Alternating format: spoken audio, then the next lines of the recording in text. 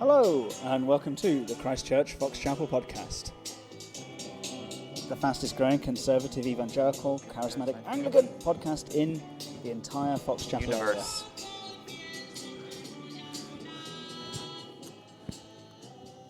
Have we expanded beyond Fox Chapel yet? No, not really. Well, it's popular in Nigeria and Russia. Oh, Russia. Well, Yeah. of course, Russia. They love us over there, which makes sense. Yes. I'm joined today by Ben, who's made for me a lovely, real pour-over coffee in my favourite lifeboat mug. So thank you for that. You're very welcome. We're also joined by 4 members of, I think, Hollywood Sound, who are wiring the church for a new camera system.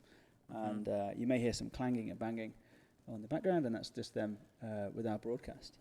We thought about conscripting them into doing the Bible study with us, but thought that would be a little, they might not appreciate that. But you never know. Never know. You never know. We're in 2 Peter chapter 2, and we called it 10b. There is no B, but 10, if you're looking at a Bible at all right now, and if you're driving, don't, but if you're at home, do, you can see that verse 10 actually has a break in the middle of it, and these verses were put in by a monk who did a really good job, but sometimes the verses are just in slightly strange places like this one. So, and actually with the big long sense unit that's taken us 3 weeks to preach, there's no easy way of breaking up chapter 2 anyway. But maybe maybe you could read from 10b, Ben. Yeah, can we get a little context first? We're talking about these false teachers, right? Yeah. So it's not just, this is what Peter has to say about this set of false teachers that have arisen among the church. Verse 10b. Bold and willful, they do not tremble as they blaspheme the glorious ones. Whereas angels, though greater in might and power, do not pronounce a blasphemous judgment against them before the Lord. But these, like irrational animals, creatures of instinct, born to be caught and destroyed, blaspheming about matters of which they are ignorant, will also be destroyed in their destruction. Suffering wrong as the wage for their wrongdoing. They count it pleasure to revel in the daytime. They are blots and blemishes, reveling in their deceptions while they feast with you. They have eyes full of adultery, insatiable for sin. They entice unsteady souls. They have hearts trained in greed. Accursed children! Forsaking the right way, they have gone astray. They have followed the way of Balaam, son of Beor, who loved gain from wrongdoing, but was rebuked for his own transgression. A speechless donkey spoke with human voice and restrained the prophet's madness. These are waterless springs and mists driven by a storm. For them, the gloom of utter darkness has been reserved. The word of the Lord. Thanks be to God. Thanks be to God. It's also the word of the band Portishead, that great classic 1990s trip-hop outfit from Bristol. Well, Portishead, actually, hence the name. They said all that? I mean, they summarised it. But Yeah, there's this song called Wandering Star. Because there's a lot of parallels between this 2 Peter and the book of Jude, where wandering stars and waves and shipwreck, love feast, reefs, hidden reefs, and there's this wonderful lyric that says, the wandering star for whom it is reserved, the blackness, the darkness forever, in the song, clearly come from this. Oh. Wait, what? Sorry, you caught me on something. Why are there, what is up with the parallels between 2 Peter and Jude? So you've seen them as well? This? There are so many. Yeah, I've seen them and I've read about them. There's a lot of commonalities in thought and language. And even this sort of linking together of things. So the fall of angels, then the rescue of Noah and the cleansing of the world, and then Lot, and then whatever it was that came next, us. There's a lot of parallels there. I think there's thought that maybe there's even a commonality of kind of source, or even that these things were talked of together at the time. They were actually talked of together as almost like a quick run through the record of the big things of the old days. Yeah, that makes sense. So, no, it's interesting, isn't it? So Again, that gloom and darkness image is used again. I think in the previous passage it was used to describe the hell that the fallen angels, now demons, were cast into. And now what we're being told is also that's where false teachers go as well. They go off. And like a wandering star, like a shooting star that comes into the sky or into the vision from our perspective and then disappears again. Like a wave that washes up and then is gone. They're there and then they're not. Yeah, they're ephemera. It's driven by a storm. Yes. Shows up, you think it's going to be a misty, foggy day, and then all of a sudden it's gone. It's a profound image of something bright and impressive and interesting, but temporary. And then even further, dangerous. I've known a lot of people like that. They come and they go, right? It sounds like a description of the modern megapastor. Yeah, bright and short-lived. Like it's shiny, it's magnificent, but it has no root. Well, we've talked about this before, I think, on the podcast, that the stats for pastors are pretty grim. Yeah. And 10% maybe of people that get ordained end up still ordained and still married to the same person at the end of their ministry. At the end, like when they're in their 50s or 60s or whatever. Yeah. Yeah, it's grim. So what is it? What is it about public ministry? And it's not just ordained people, but what is it about any kind of place of prominence? Politics or... Yeah. What is it Yeah. that drives people towards a shipwreck? And these are all the images of this passage and Jude. I could speak like experientially maybe. Or is that a rhetorical question? No. Like on a podcast. Have you got a story? That'd be great. No, the listener would love it. I just think like as if we were on a podcast. I guess I can just say from what limited experience I do have, kind of serving in a somewhat public place. When you preach, the Holy Spirit loves to do magnificent work, and when people encounter Jesus, Jesus is amazing, and so you have these other people who are responding with amazement because they're encountering Jesus, they're encountering the Holy Spirit. If you're doing your job, and sometimes even when you're not doing your job, they do that. But it can be an easy turn if the preacher themselves are not in tune with the Holy Spirit to think that the amazement is actually directed at them. And so anything where you're dealing with other people can easily become egocentric. And these false teachers, I think, that gets twisted into thinking that they have the magic sauce somehow. And they can twist the message itself to make it a little bit more palatable and to carve out their own brand, so to speak. And it just turns into a pit of hell. Yeah. I mean, that's the terrible thing, isn't it? That it's so easy to get full of yourself and think you're the answer to what the church needs. And look at me, I'm great. And we don't want to do that. So the first time I ever preached a sermon, I think this is an adequate time for this wonderful anecdote. First time I ever preached a sermon, I was in seminary, and I gave the sermon in a preaching class, and man, I just felt like I nailed it. I crushed it. It was the greatest sermon ever. And I met with the professor afterwards, and I said, "How do you deal with like ego when you're preaching and not let this go to your head and stuff?" And he just kind of smiled and was really kind and had a few things to say about giving God the glory. But that didn't have a big impression on me. What did was that our sermons were filmed, and we had to watch the film of ourselves preaching.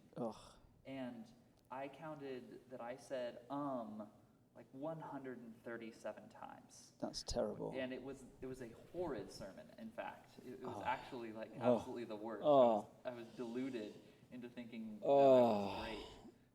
But it was terrible.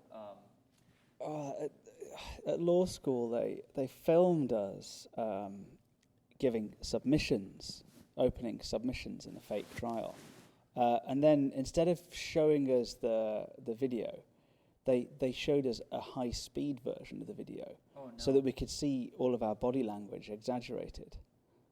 And they just played it in silence, just so you could only see what we were doing.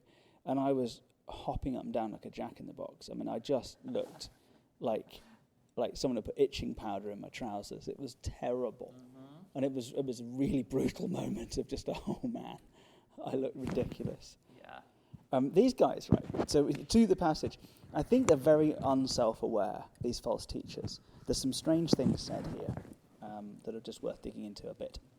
So, first of all, they're bold and they're willful and they do not tremble as they blaspheme the glorious ones. They're really quite unaware of God. So that they're cocky is what they are. Not only that, they are irrational animals. I mean, verse 12, creatures of instinct, born to be caught and destroyed. So just meat puppets. Meat puppets. That's a new word. That's a new phrase for my vocabulary. That's an Alex Shuttleworthism. It's another band from the 90s. Meat puppets? Yeah, the Meat Puppets. It's just another... If it's not, it ought to be. Like slightly obscure grunge band from the 1990s. The Meat Puppets. I like it. Yeah. So they're... they basically have, in their false teaching, have left behind everything that God's given them to be human. Right. And they're just like irrational animals. They're not even representing the image of God. So they're saying stuff. They're going around saying stuff. They've got this position of authority and this apparent glitz and glamour. There's a following. But actually, some combination, well, really ignorance at heart. They don't really know what they're doing. They know enough to be judged, but they don't know enough to know what they're doing. And so false teachers lead people astray. And there's all this language of being caught and destroyed destroyed in destruction. Lots and lots of that word being used over and over again. Kind of fascinating to see it said so many times. Accursed children. Yeah, it's rough. Yeah. It's the word for corruption, by the way, just looking it up right now. Accursed? No, the destruction word here. Huh. I'm noticing this, the word revel over and over again. Yeah. Do you have revels in the United States? Do you have those? It's not a commonly used word. It's a candy. Is it? Yeah, it's a British candy, I think. No, the Revels factory was in my town. Was it really? And the whole area stank of sort of plasticky, sweating chocolate. Is that what it tasted like? Yeah, very much Plastic and sweat. Yeah. Yeah, and with the cocoa. Yeah, I can Vanilla. see that. Interesting. So there's definitely, reveling in the daytime. We're getting light and dark images again, aren't we? Why are they reveling in the daytime and not in the nighttime? Yeah, I don't know. Are they bold? Is this the boldness? They're doing bad stuff in plain sight? They become so proud arrogant. of what they're doing that they celebrate that which is in fact wrong. That I've also seen before. Yeah. Well, that's the ticket, isn't it? Let's take something wrong and boast about it. Call it pride. And pat ourselves on the back that we're now the good guys. I was once, and I don't want to bring this particular discussion too much into it, but I was once in a group of professing Christians, and out of a group of 8, was the only person who did not want to smoke marijuana. And I was there was like almost a moral argument that was laid against me, sort of like I was just clinging on to like these false legalisms or rules, and instead of choosing connection with others, which is what Jesus really was after. It was really a very interesting moment where actually this thing that I I do think still is considered drunkenness and is wrong, Yeah. was kind of held up and flipped over and made to look like this really, truly wholesome and good thing that anyone who would criticize it is wrong. It's really... Now you're a fuddy-duddy legalist who Yes. is drawing fine distinctions between you're a hypocrite, you drink booze, don't you? You can see the arguments are clever. Yes. And lest you all think I'm so amazing, at the time, the only reason that I did not partake is because I knew that my lovely wife would pretty much murder me if I did. Right. Because she was not under the influence of these people and this peer pressure, so she was able to be outside of the situation and see it objectively. Right. And so there became this like easy inversion of and what how the seemed right. tables get turned. I mean, like I'm now very hostile to the whole idea of cannabis due to some experiences, and I have a wife with fibromyalgia who is in great pain, and every night asks me to smear her entire back with the stuff to take away the pain, and I'm like, I hate it. I'm like this. Yeah, you're like, this is the worst. I've tried pretending when she's not looking that I've put this sort of oil on her back. I've tried substituting it for things and pouring stuff into pots and faking it and all the rest of it. Of course, she knows every time. Wretched stuff. There's a real fun kind of story in a minute about a man with a donkey, which we'll get to. But there's a phrase that really stood out to me. And you know how this is with kind of any preaching or whatever.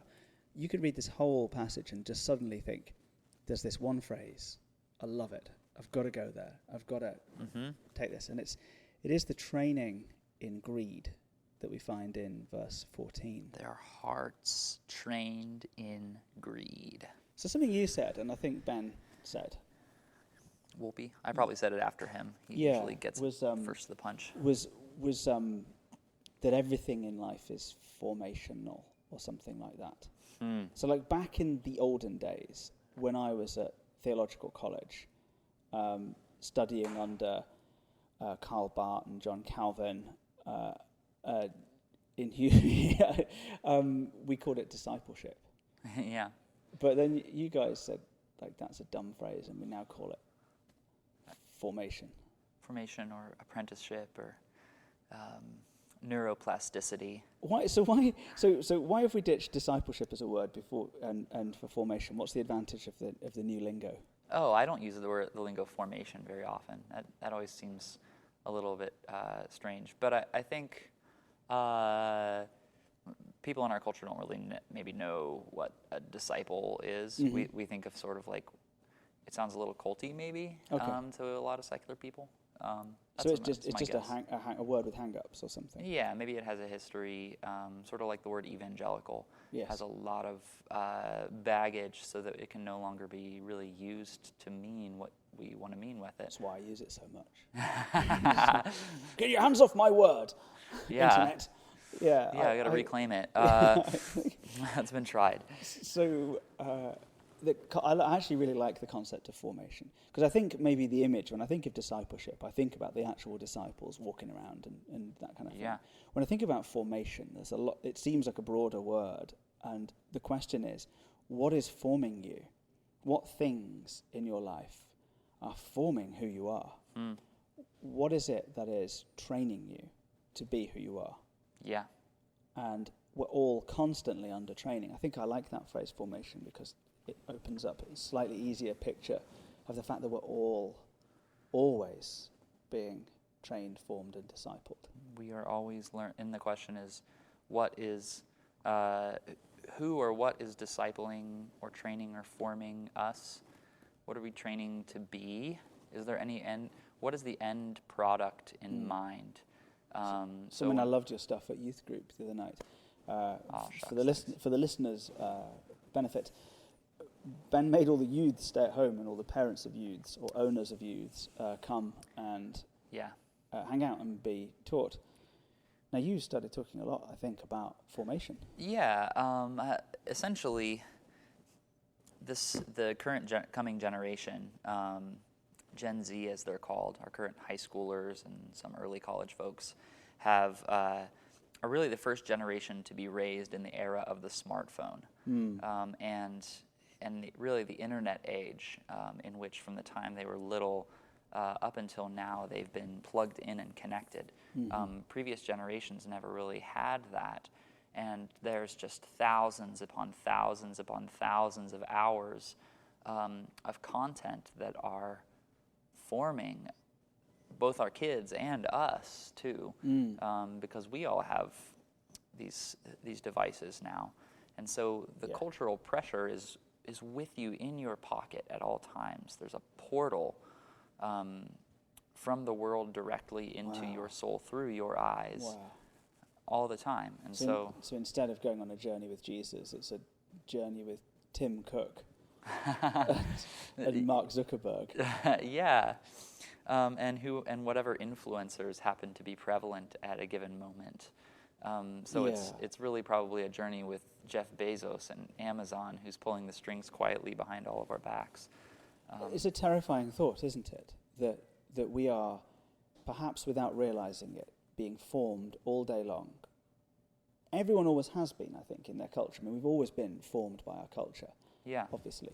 But there's something quite sinister, I think, about having a supercomputer on the other end of a screen, whose sole purpose is to addict you. Yeah, so that it can sell content, so that it can sell you as a market audience. Yeah, those are the things that are forming us. And the end goal in mind for us there, in that vision, is that we are essentially products. We're something to be bought and sold, which is very different from the vision that Jesus has for us. It's also very different from the vision that the disciplers or trainers, formers, are selling to us. Right, and we've brushed upon this language before, the iPhone, the YouTube. It's very sort of focused on me. Yeah. But actually, as you just said, we are not the user, we're the product. Yeah. Yeah. Which actually, when you think about it, that's the same impulse that the false teachers that Peter's mentioning in this passage are after. They're seeking to use humans and reduce them into mere followers, or almost cattle to kind of follow their movement, stoke their ego. Wonderful. So it's not new. Pad their pocketbooks. It is not new. No, but it's so much more sophisticated now. It is. I mean, so from the sophisticated to the utterly base, a lovely symmetry in this. We begin with animals and we end with animals in this passage. And I'd like, if we do have time, to come back to this concept of being trained in greed, because really we've just dealt with the trained bit, but not so much the greed. But it would be fun to look at this. So there's a story here about a man called Balaam or Balaam, or, one can say these things differently. Balaam, I think, is how you say it in Midwestern. Yeah, Balaam. Yeah, you can see the Y there right in the middle of his name, cunningly disguised as an L. So, but whatever. There's also a town in South London called Balaam. Is it really? Yeah, and it's really gross, and so everyone pronounces it Balaam to try and make it sound more posh. Oh, really? Yeah. Balaam. But it's a dump. And apologies to my friend Marcus, who's the vicar of Balaam. Ooh. But Balaam, whatever, is a bloke, right? Son of Beor. And short version, right? He's a kind of like a for-hire prophet, Phil Thompson calls him. Yeah. Like he sort of goes around just telling people stuff. It's like a magic man, sort of. Magic man. Yeah. Yeah. And he's walking along, and he's riding his donkey, and the donkey gets a revelation. There's an angel about to kill him. The donkey can see the angel. Balaam can't. The donkey stops, and the donkey rebukes Balaam. Is that the sort of short version of the story? Yeah.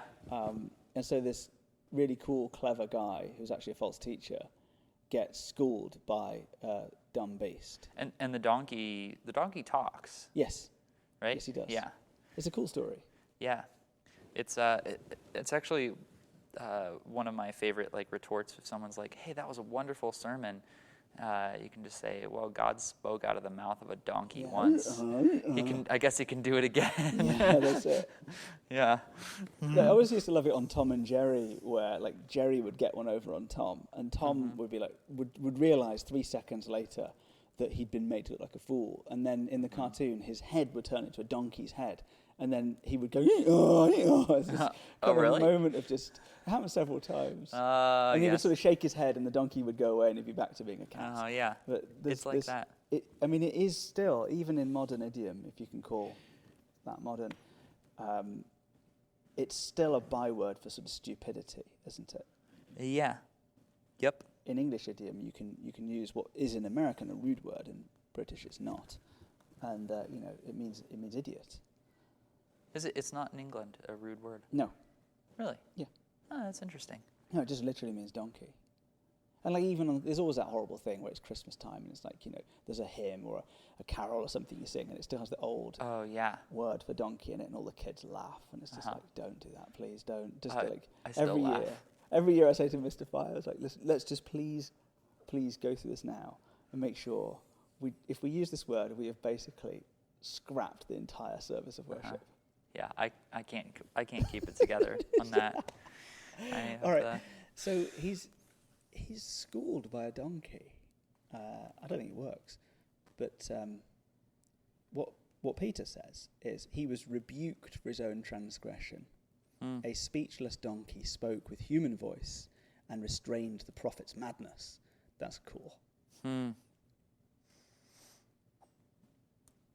Yeah. Then. These are waterless springs and mists driven by a storm. For them the gloom of utter darkness has been reserved. There's a place for you in hell, my son. Wow. Pretty rough. Yeah. It strikes me as interesting that the sins that the New Testament speaks most severely about are these very subtle things. Yeah. Pride, arrogance, lying, leading, things that hurt people. Oh, yeah. Very subtly. And they're things that, like, in our culture are not really illegal. They're well, you're not going to go to jail for being a false teacher in America. You might actually get rich from it. Well, they're sort of rewarded and encouraged. I think that's the thing. Yeah. Isn't it? Oh, this guy's great because, he used to sort of teach scripture, but that's so hurtful and that's so wrong. Look, he's really kind of got on the message now and he's more culturally acceptable to us. And so we fate these people and we ask them to come and, pray in secular settings. You go to the Senate and you get to lead the prayers if you can abandon enough of the gospel. Yeah. And it's really terrible that we actually affirm people who are letting go of the truth. Yeah. It's going to get, oftentimes the most dangerous sins are the ones that will gain you social capital. And it's partially because you don't realize what a mess you're in until it's too late. Don't you just love those lists? They're like it's like they've got the murderers, and you can imagine the crowd going yeah, and the thieves like yeah, and the whatever the I don't know the pimps is like yeah, the slave people yeah, and then it goes like the meddlers and be like yeah, grumblers. All the church people are like their heads down. Ooh. Yeah. And like we were talking with someone by email about theological question came from the Bible study in Blonox, Romans 1 and 2. This is Paul just punches us in the guts. He goes, and you who judge do the very same things. Yeah. And you're like, oh man, I'm a Balaam. I'm a Balaam. That's a good word of putting it. Don't stop being a Balaam. Well, yeah. I should use that at a youth group. But how is it that we've become Balaams? And this is maybe where we finish. And the answer is because of what's been forming us. Yeah. So how do we pay attention, I guess, to what forms us? I'm just thinking of like the takeaways for us in Fox Chapel and Russia and wherever else we are. The big two. Yeah, Fox Chapel, Christ Church, Fox Chapel, Russia branch.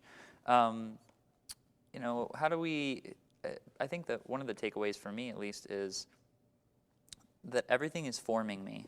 Everything is. Everything I do, everything I don't do, every single moment of every day is actually like changing my brain. Mm-hmm. That's great. Yeah, and like that's a scientific fact. Yeah. And so who do I listen to? Where do I get my opinions from? Which radio pundit do I find to be? Do I find myself parroting their lines? And am I formed by Amazon shopping, or am I formed by this particular YouTube or Instagram influencer, or am I formed in the context of a healthy covenant community of faith of people who love and follow Jesus, and are connected relationally and under the Word? Like, I think that's... Yeah.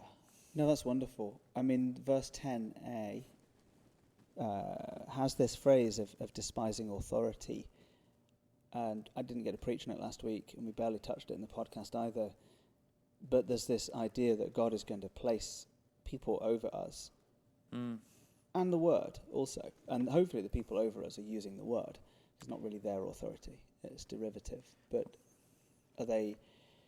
are we deliberately cultivating people around us who are worth forming us?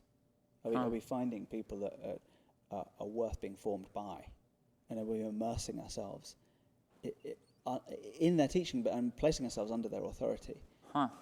Because, and I sometimes think, what would be a really great result in our church would be, I guess, if everybody put into practice one exhortation of ours a year.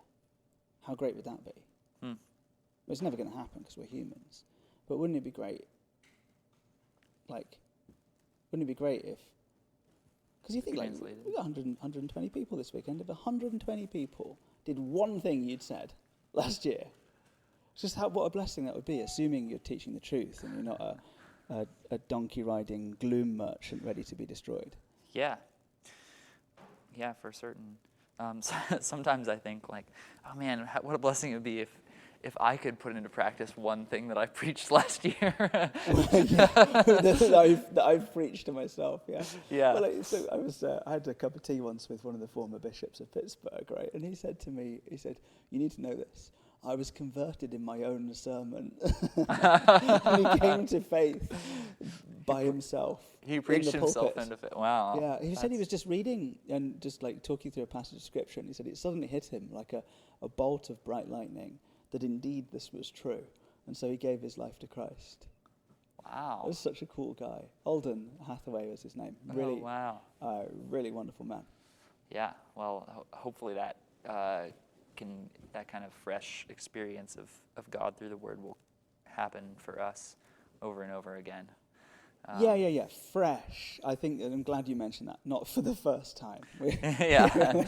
Yes. I like to. Yeah, I think I've already. I mean, I rededicate my life every day. Every day, yeah. That's why we confess, right? But I have done it before. Yeah. I think that's wonderful. The meat puppet on a donkey. Yeah. Don't be a meat puppet on a donkey. But how gracious is God that he will sometimes send you a donkey? And there's a huge amount of grace here. Yeah. All right. There's a lot of flashing red lights throughout the New Testament, right? There are. There are many flashing red lights. And it's... we'll be in crescendo here for a second. Okay. Yeah. Go for it. Because I think I want to relate this back to how the life, death, and resurrection of Jesus actually matters for us, and that's that...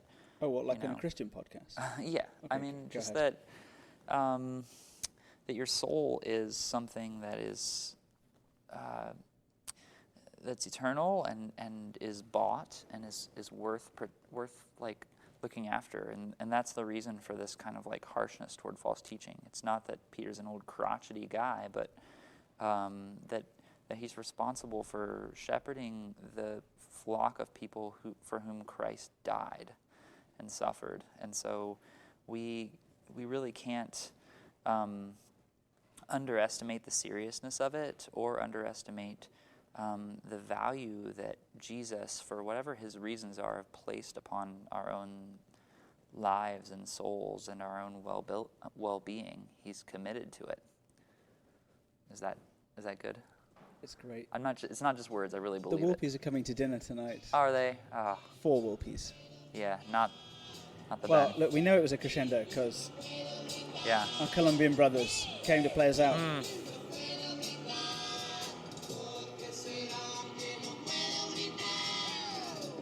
This has been a podcast of Christ Church Fox Chapel. We're so glad you could join us, and we'll see you all very soon. See you later.